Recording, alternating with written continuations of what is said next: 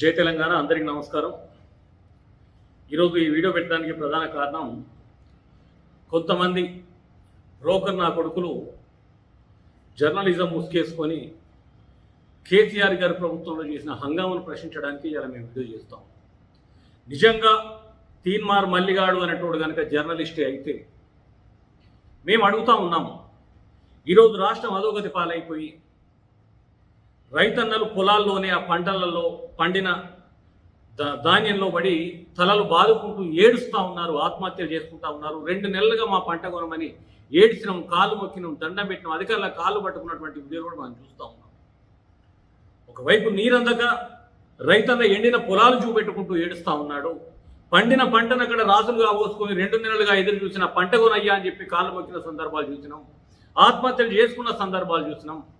ఇన్ని జరుగుతున్నా కూడా నోరు మీద పని మల్లిగాడు ఇవాళ నేను ఎమ్మెల్సీ పోటీ చేస్తున్నా, నాకు ఓటు వేయమని వస్తూ ఉన్నాడు. సిగ్గు లజ్జ అన్ని వదిలిపెట్టి నాకు నేను ఒకటే అడుగుతా ఉన్నా, అరే తీన్మార్ మల్లిగా, నువ్వు మనిషివైతే కేసీఆర్ గారి ప్రభుత్వంలో ఏం జరగకపోయినా కూడా చిలువలు పలువలు చేసి అక్కడ ఏదో జరిగినట్టు బదనం చేసే కార్యక్రమం మీద వేసుకొని తెల్లవారితే కాలుకు బల్పం కట్టుకొని రాష్ట్రం అంతా తిరుగుకుంటా కేసీఆర్ గారిని తిట్టుకుంటా చేరినావు.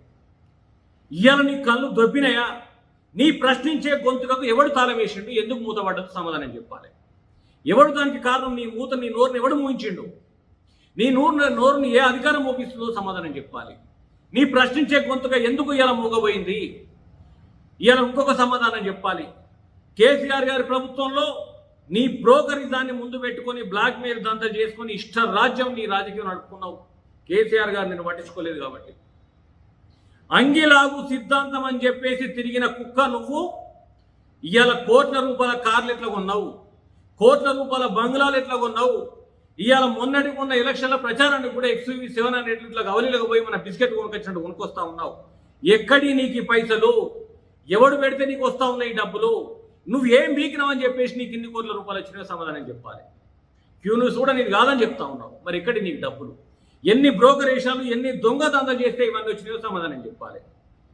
అదే రకంగా నాడు ముఖ్యమంత్రి గారు కేసీఆర్ గారు ఉన్నప్పుడు భారతదేశానికి ఒక రోల్ మోడల్ లాగా తయారు చేసిన తెలంగాణ రాష్ట్రాన్ని ఆయన పాలనలో, భారతదేశంలోని రాష్ట్రాలన్నీ ఇలా కేసీఆర్ గారి పాలనలో తెలంగాణ రాష్ట్రం ఏ రకంగా అభివృద్ధి చేసిందో దీన్ని ఒక మోడల్గా తీసుకొని పోయి వాళ్ళ రాష్ట్రాల్లో పథకాలు ప్రవేశపెట్టుకున్నారు. తెలంగాణ జాతిపితగా కొలవబడుతున్న తెలంగాణ రాష్ట్రాన్ని సాధించిన పోరాట యోధుడు, పోరాటానికి నాయకత్వం వహించినటువంటి నాయకుడు కేసీఆర్ గారిని ఆ రోజు నీ నోటికి వచ్చినట్టు మాట్లాడే క్రమంలో కేసీఆర్ మా ఇంటి జీతగాడు, మా ఇంటికి పెద్ద పాలేరు అన్నావు. నీతి జాతి లేని కుక్క నువ్వు. ఇవాళ గౌరవ ముఖ్యమంత్రి రేవంత్ రెడ్డి గారిని సంబోధిస్తున్నావు. ఒక ఓటుకు నోటు దొంగ, ఒక బ్లాక్ మెయిలరు, ఒక భూదందాలు చేసుకొని జైలుకు పోయినటువంటి వ్యక్తి గౌరవనీయులు ఎట్లయినరు? ముఖ్యమంత్రి పదవిలో ఉన్నటువంటి నాటి కేసీఆర్ గారు ప్రజామోదం పొంది, ప్రజలందరూ ఆశీస్సులు పొంది ముఖ్యమంత్రి అయినటువంటి కేసీఆర్ గారు పాలేరు ఎట్లయిండు? అంటే ఈ దొంగలు గౌరవనీయులు అవుతారు, ప్రజల మండలంలో పొంది ప్రజాక్షేత్రంలో ప్రజల హృదయాల్లో గూడు కట్టుకున్నటువంటి నాయకులు పాలేరులు అవుతారా? దానికి సమాధానం చెప్పాలి. అంతేకాకుండా నాడు తెలంగాణ రాష్ట్రంలో, భారతదేశంలో సారా అమ్మకంలో మన రాష్ట్ర స్థాయి అత్యధిక తక్కువ ఉన్నప్పటికీ దాన్ని ఎక్కువగా చూపెట్టుకుంటూ ముఖ్యమంత్రి తాగుబోతు కాబట్టి తెలంగాణ తాగుబోతుల తెలంగాణ అయింది అన్నావు. తెలంగాణను తాగుబోతుల రాష్ట్రంగా మార్చిండు అన్నావు. అదే నీ పాపపు నోట ఇయ్యాల ఏమంటా ఉన్నావు?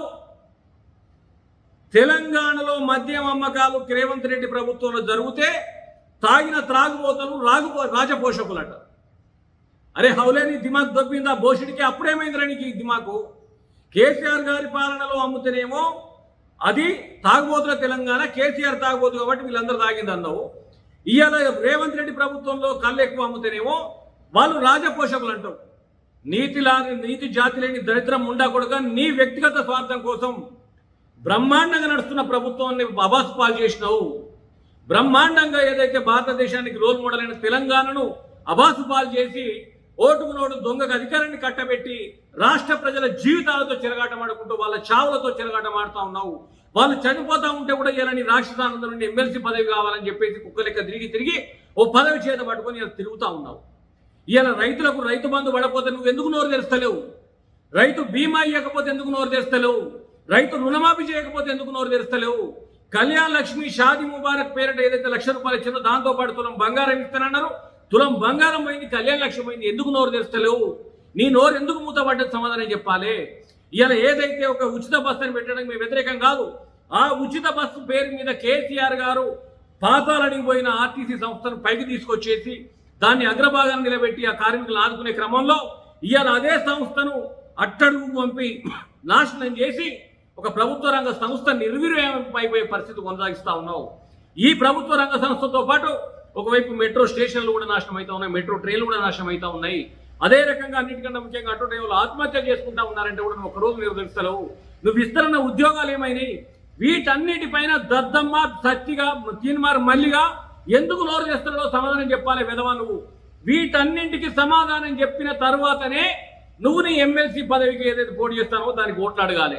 నాకు ఎంపీ పదవి ఇవ్వమని చెప్పేసి వాని బూట్లు కొన్ని రోజులు నాకినావు, ఎమ్మెల్యే పదవి అని కొన్ని రోజులు వాని బూట్లు నాకినావు. ఏది కాదు ఇలా ఎమ్మెల్సీ పడేయంగానే కుక్కకు బొక్క దొరికినట్టు ఆ బొక్క చీక్కుంటా తిరుగుతున్నావు తప్పితే రాష్ట్రం అదో కథ పాలవుతా ఉంటే ఒక్క రోజు నోరు తెరుస్తున్న విధవా నీకు ఓట్లు అడిగే అర్హత లేదు అని చెప్పేసి మేము హెచ్చరిస్తా ఉన్నాం.